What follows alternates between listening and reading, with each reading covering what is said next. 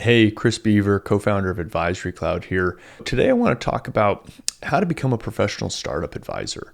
If you're considering becoming a professional startup advisor, it's really an exciting and rewarding career path. And there are lots of people who've been able to successfully transition into the field. If you're interested in learning more about this career opportunity, this video is going to provide an overview of some of the skills necessary for success, as well as the types of companies that benefit from startup advisors in the process for becoming an advisor to startups.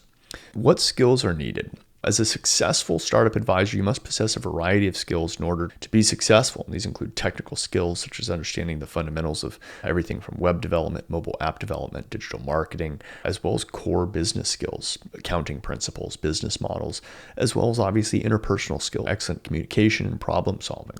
It's also really important for a successful advisor to have a deep understanding of the startup ecosystem, as well as experience working in whatever particular segment or sector the companies they're interested in advising are in.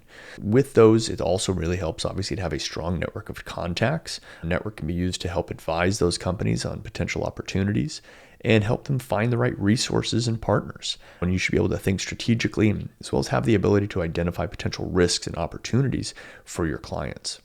So, what types of companies? Small businesses, startups, they're looking for innovative ideas, and advisors can really provide the expertise and guidance to help companies create strategies and solve those problems, help companies improve their productivity, reduce costs, generate new revenue streams, and really just assist with everything from developing business plans to marketing strategies, as well as, for a lot of startups, really important, managing those investor relationships.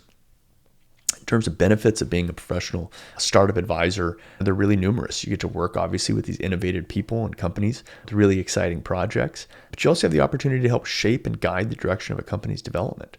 And again, you can really get that great exposure to different industries and build some new relationships with successful entrepreneurs and investors. So again, really a number of great benefits.